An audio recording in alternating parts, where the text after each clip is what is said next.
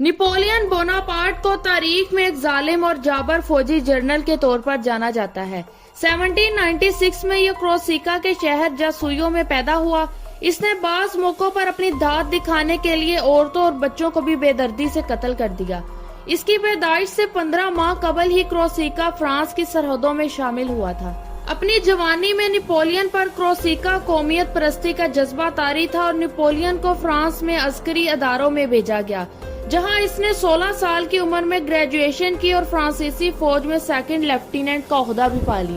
4 साल बाद इनकलाबे फ्रांस का आगाज हुआ। अगले चंद वर्षों में नई फ्रांसीसी हुकूमत मुतअद्दिद बैरूनी ताकतों से बरसरे इक़्तिदार में आई। खुद को नुमाया करने के लिए पहला मौका तालून के मुहासरे के दौरान इसे मिला था, जिसमें फ्रांसीसियों ने अंग्रेजों से इस शहर को आजाद करवा लिया था। इस महाज पर वो तोप खाने का निगरान था, तो इस कामयाबी की वजह से उसे ब्रिगेडियर जनरल के ओहदे पर फाइज कर दिया गया। इसके बाद इटली में फ्रांसीसी फौज की कमांडर नेपोलियन को ही सौंपी गई थी।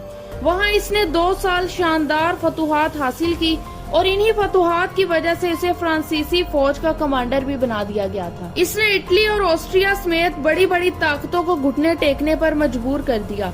यूरोपीय ताकतों को शिकस्त देने के बाद इसने अपनी फौजों के साथ अब मिस्र का रुख किया था। दरअसल नेपोलियन का इरादा था कि वो मिस्र पर कब्जा करके बरतानिया पर भी हमला करेगा और हिंदुस्तान समेत तमाम एशियाई ममालिक को बरतानिया से छीन लेगा। चनाचा नेपोलियन अपना लश्कर लेकर मिस्र पर हमला करने के लिए निकला। इस वक्त मिस्र की सल्तनत उस्मानिया के बादशाह सलीम सालिस थे। इन दिनों सल्तनत उस्मानिया नहायत कमजोर थी। ऑस्ट्रिया और रूस की फौजों ने इत्तेहाद कर लिया था। इसके बरक्स सल्तनत उस्मानिया बैरूनी मिसाइल के अलावा अंदरूनी मिसाइल का भी शिकार थी। ये हालात नेपोलियन के लिए नहायत साजगार साबित हुए और वो कुस्तुनतुनिया पर कब्जा करने का ख्वाब लेकर और बरतानिया पर हमला करने की नीयत से निकला। रास्ते में उसने माल्टा नामी जजीरे को भी बआसानी फतह कर लिया। ये वो जजीरा था जिसे सुल्तान सुलेमान समेत बहुत से उस्मानी बादशाह भी फतह नहीं कर सके। इसके बाद नेपोलियन ने अलेक्जेंड्रा का रुख किया और उसे सिर्फ एक ही दिन में फतह कर लिया। 6 दिन अलेक्जेंड्रा में क्याम करने के बाद नेपोलियन ने अपनी फौज के साथ मिस्र का रुख किया।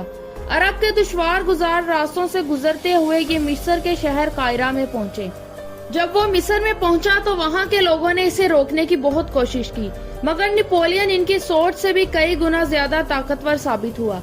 जब नेपोलियन कायरा पर कब्जे में मसरूफ था तो इसी वक्त बरतानिया के अमीरुल बहर ने नेपोलियन की बहरी कश्तियों को तबाह कर दिया। इनका ख्याल था कि इसके बाद नेपोलियन कमजोर होकर हार मान लेगा, लेकिन ऐसा नहीं हुआ। इन सब ने नेपोलियन को कमजोर करने की बजाय और भी बहादुर और निडर कर दिया था।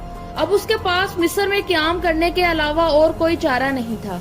इसीलिए इसने अपनी धाक बिठाने के लिए मिस्र के लोगों पर जुल्म और सितम करना शुरू कर दिया। जो इसके खिलाफ बात करता या कोई इल्जाम लगाता तो इसे फौरन कत्ल कर दिया जाता। दूसरी तरफ इसने मुसलमानों के मजहबी जज्बात से भी खूब फायदा उठाया। नेपोलियन ने ऐलान किया कि वो इस्लाम का बहुत बड़ा हमदर्द है और तुर्कों से भी ज्यादा इसका एहतराम करता है।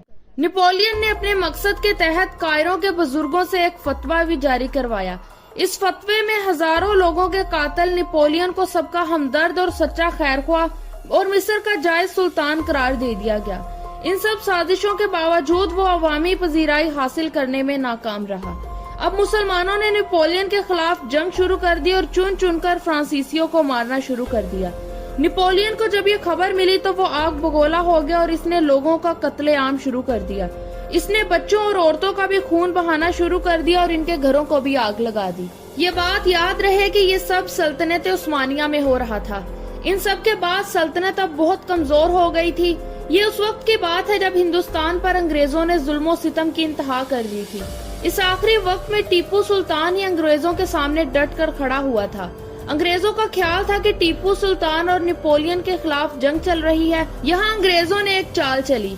इन्होंने सल्तनत उस्मानिया के साथ इत्तेहाद कर लिया और इन्हें फ्रांसीसियों के खिलाफ जंग के लिए उभारा।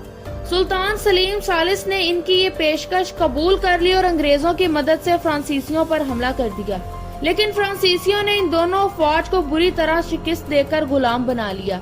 इनको गुलाम बनाकर फ्रांसीसियों ने मिस्र के साथ साथ शाम के कई इलाकों पर भी कब्जा कर लिया।